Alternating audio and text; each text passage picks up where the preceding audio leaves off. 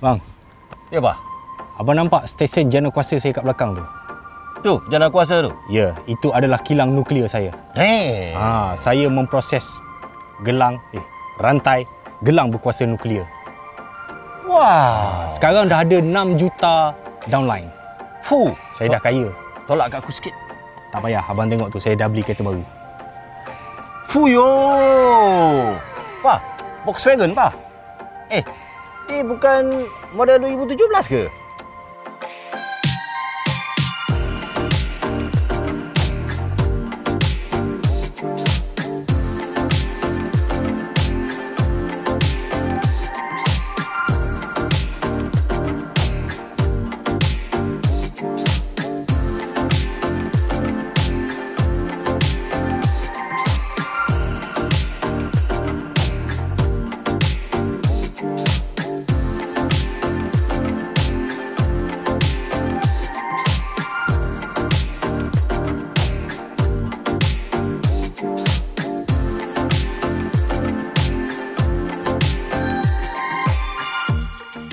Okey, sebelum kita nak cerita pasal ni, kita kena tengok market SUV secara keseluruhannya. Di seluruh dunia, memang semua manufacturer memang dia buat SUV sebab memang itulah permintaan dunia sekarang, daripada yang sekecil-kecil sampailah yang semewah-mewah, Maserati, Lamborghini, Rolls Royce, semua buat SUV. Tapi kita bukan nak cerita yang tu, kita nak cerita yang ni, yang terbaru sekali. Tadi Abang Beras cakap apa? 2017. Dia bukan 2017 abang. Ini model latest 2020. Nama dia Tiguan All Space. Ni 7 seat bang. Serius? Sama je panjang.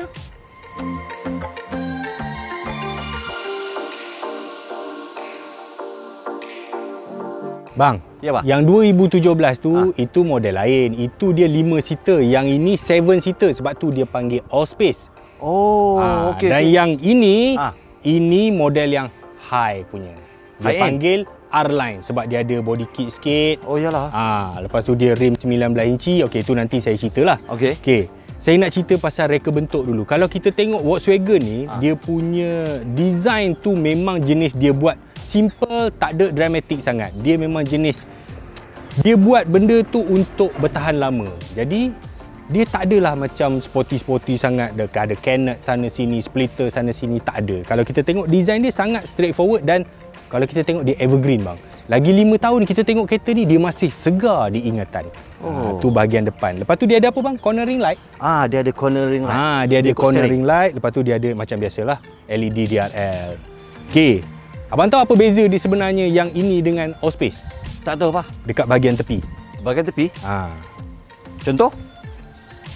Apa? Apa bezanya dengan 5 seater? Sama je aku tengok.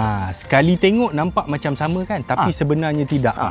Dia punya panjang body ni, sebenarnya dia ni 8.5 inci lebih panjang body dia ni. Dia berbanding model 5 seater. Kemudian dia punya wheelbase pun dia 4 inci lebih panjang. Dia 7 seater. Okey, ada satu fakta menarik bang. Kereta ni sebenarnya untuk 7 seater All Space ni, asalnya dulu dia buat untuk pasaran China saja. Tapi biasa China ni memang unik sikit. Semua manufacturer memang dia ada spesifik model untuk pasaran China. Tapi selepas dia tengok kat China tu bagus, demand dia bagus, berjaya, so dia jadikan model ni model global. So dia masuk Malaysia tahun ni 2-3 bulan lepas gitu lah. Okey. Itu kalau abang nak tengok panjangnya tu, dia tarik dekat bahagian ni. Pintu ni pun dia tarik. Pintu ni lebih panjang berbanding model 5 seater. Oh, serius lah memang lah. Kalau tengok betul-betul lah, kalau sekali glance itu memang tak nampak lah kot. Dia sebab apa? Bila pintu ni besar, dia lebih mudah untuk orang nak masuk dekat seat belakang tu lah. Itulah fungsi dia. Sebab tu fungsi dia besar, dia nak masuk ke belakang senang. Kemudian yang ini rem dia, R-Line ni rem dia 19 inci bang. Tayar dia pun besar ni, 255 45 19. Sebab biasanya kalau 19 untuk SUV tadi dia pakai 225 atau 235 ni. Ni 255 bang depan belakang. Serius tu. Dan yang ini 2.0 liter 4-wheel drive. Dia panggil 4Motion. 4Motion? Yang tu kita cerita kejap lagi. Okey. Tak pernah dengar nama 4Motion tu. Nanti kita tanya Abang Japar.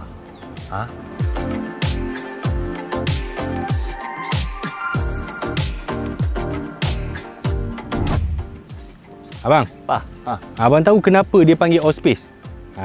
Sebab space kat belakang ni. Dia 7 seater. 7 seater tu masuk dia All Space. Yang ni dia datang dengan electric tailgate. Alright.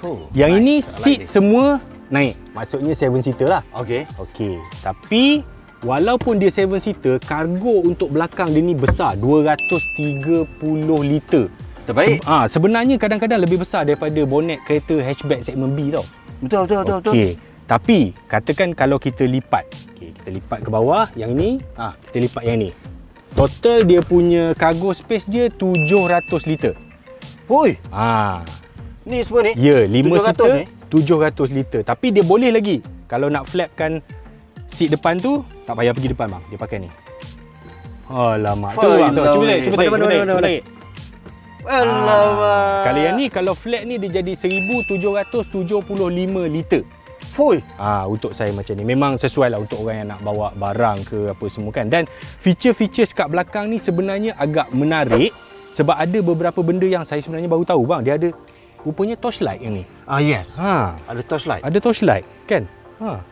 Senang kalau kita duduk dekat basement parking ke, susah nak cari barang kan. Kalau yang kereta-kereta biasa, biasanya dia lampu je kat situ.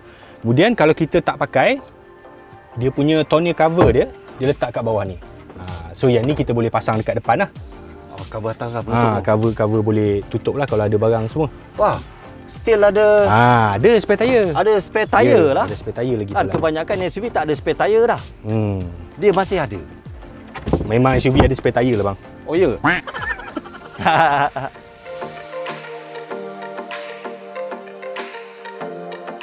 Bang, Ya pak. abang tahu tak Volkswagen Golf GTI? Tahu. Okey, so inilah enjin dia. Oh serius? Ni enjin yang sama dengan Golf GTI. Cuma yang ini dia kurang 10 PS. Yang ini 220 PS, 350 Newton meter top. Oh. Okey. Dia pakai, yang ini dia pakai 7 speed DSG wet clutch. Okey. Dan beza dengan GTI, for sure lah. Yang ini dia ada 4Motion lah, yang saya cakap 4 wheel drive tadi. Okey. Abang nak rasa ke? Kenapa? Nak tahu tak? Dia ada satu benda ni. Apa dia? Dia panggil DCC, Dynamic Chassis Control. Apa benda tu? Nanti saya tunjuk masa kita drive. Okey. Wah menarik ni, benda baru. On tak on? On. Kau jangan tak on pak. Mesti on.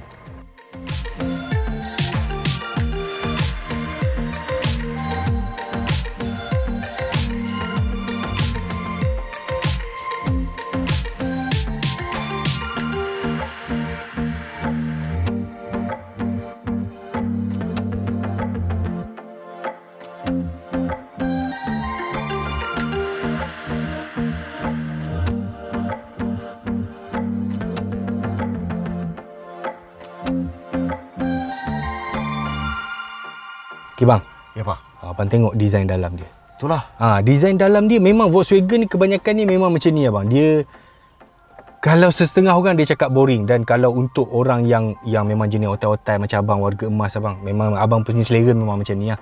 Jenis straightforward, jenis tak ada banyak curve, banyak design, banyak finishing sangat kan. Betul. So Volkswagen kebanyakannya memang macam ni. Passat pun macam ni, Golf pun macam ni kan, Polo ke apa dia. Memang style dia memang style simple-simple macam ni. Cumanya equipment dia bagi saya is quite best lah.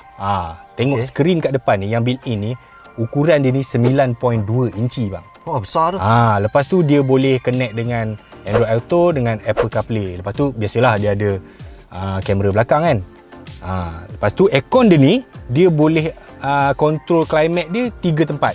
Sini satu lain, passenger satu lain, yang belakang pun boleh control dia punya suhu sendiri. Serius? Serius, biasa je tu bang. Itu banyak dah kereta lain ada tu. Okey. Jangan buat terkejut sangat.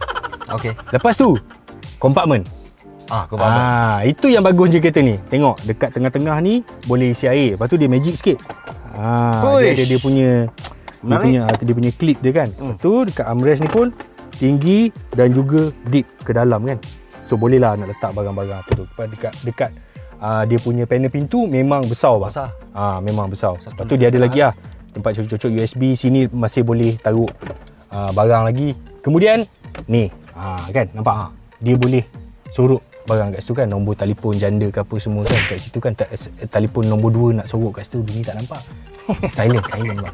Lepas tu ada lagi bang. Apa dia pak? Ni dekat bumbung pun boleh letak barang. Ni kalau nak sorok telefon nombor 3, nombor 4, skandal nombor 5, nombor 6 kan.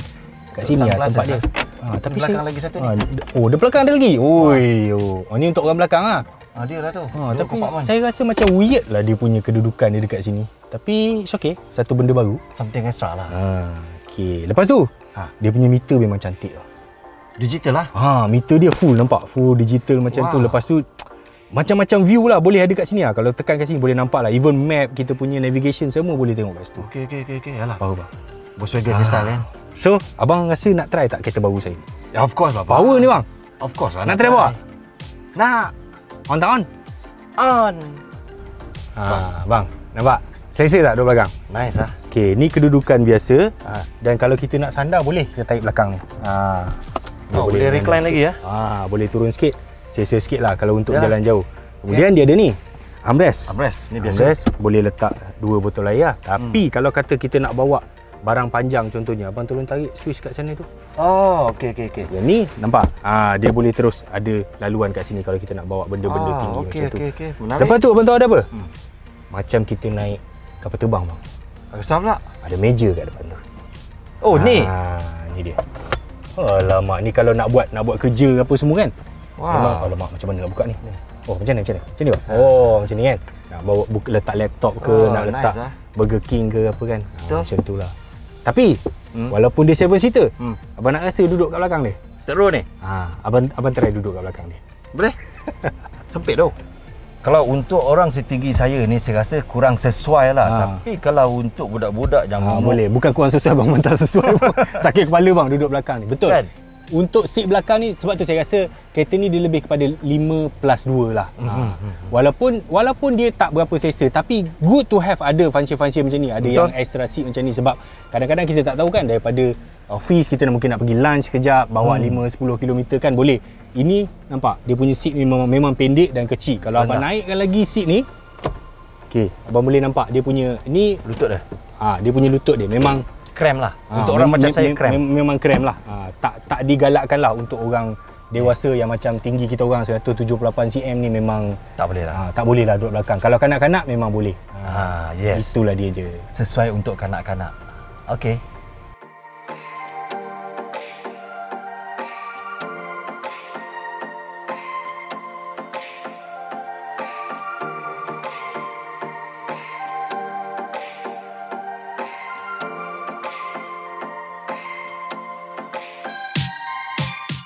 Okey bang. Ya pak. Abang kalau bawa kereta, abang suka yang jenis macam mana? Yang jenis boleh tight, ambil corner laju-laju ke, atau jenis yang memang nak sporty-sporty ke macam mana? Saya seorang yang bawa kereta yang biasa-biasa je. Saya bukannya nak sport nak apa. Saya penting pada saya selesa. Okey. So comfort. Kereta ni dia ada pilihan bang. Okey, kat sini kalau kita boleh tengok dia ada mode drive. Yang ini yang saya cakap tadi, Dynamic Chassis Control, DCC. DCC tadi tu. So ini dia punya mode drive. Kita boleh pilih lah. Sama ada abang nak eco, nak comfort, nak normal, nak sport ataupun yang custom sendiri lah, individual. So dia depends kepada preference kita lah, sebab setengah orang dia tak sama selera cara bawa kereta dia kan. Betul. Tapi overall, abang rasa macam mana kereta ni? Lain macam lah. Jauh beza lah dengan kereta kembara aku. Jadi senyap, selesa. Rasa pegang dia tu mantap lah. Tegak. Dia memang rasa lebih solid. Itu lagi satu kalau kita tengok kereta-kereta Jerman, especially kereta-kereta Conti ni bang, dia punya handling tu yang sebenarnya susah brand-brand daripada Jepun, daripada Korea nak lawan. Yang itu bagi saya dia punya selling point dia kan. Yalah. Kalau kita tengok dari segi persaingan dalam segmen ni, dalam 7-seater SUV mid-size ni, ada beberapa model lagi bang. Contoh? Okey, contoh dia Mazda ada 2.2 diesel turbo. 2.2 diesel turbo. Hyundai ada Santa Fe 2.2 diesel turbo, dan Kia ada Sorento 2.2 diesel turbo. Semua diesel turbo. Diesel kita tahu bang, diesel turbo ni memang torque dia lebih tinggi lah. Betul. So the rest tu sama, lebih kurang 440 Nm torque. Yang ni 350 je. Tapi resepi untuk torque tinggi, Tiguan, Mazda, Kia, Hyundai ni semua sama all wheel drive. Sebab torque tinggi kalau dengan front drive saja dia kuat, sebenarnya agak bahaya. Sebab yelah SUV kan tinggi kan. Betul. Itulah carry body weight dia kan. Harga bang. Harga. Abang tahu berapa harga kereta ni? Ini berapa harga dia? 208,000.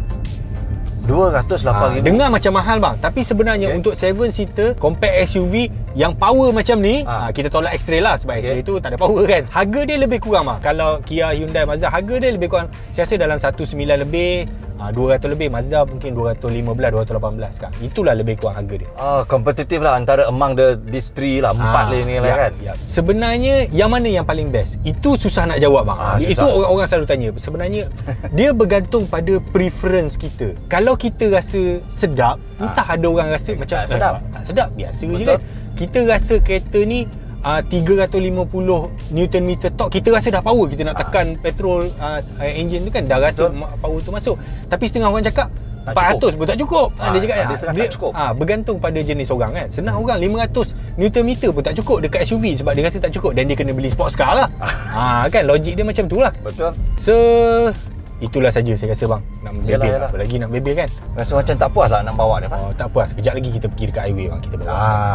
Itu betul. Saya rasa untuk pasaran 7-seater SUV ni, pilihan dia ada banyak. Beruntung sebab bukan semua negara dapat semua model macam tu kan. Betul, kalau siapa yang tak nak MPV drive tak sedap kan, dia nak SUV yang drive sedap, dia boleh pilih. Dan ini adalah salah satu model terbaru yang ada dalam pasaran. Harga dia berapa tadi bang? 208,000. 208,000 lebih lah. So saya rasa dah boleh sampai masa dah launching ni bang. Oh ya ke? Sekejap sangat lah, tak puas lah dengan you kan. Okey, jangan lupa like, share, subscribe dan tekan lonceng. Lagi satu saya nak beritahu, I sukalah kereta ni tau. Ramai orang tunggu. Bye, tekan lonceng. Okey bye.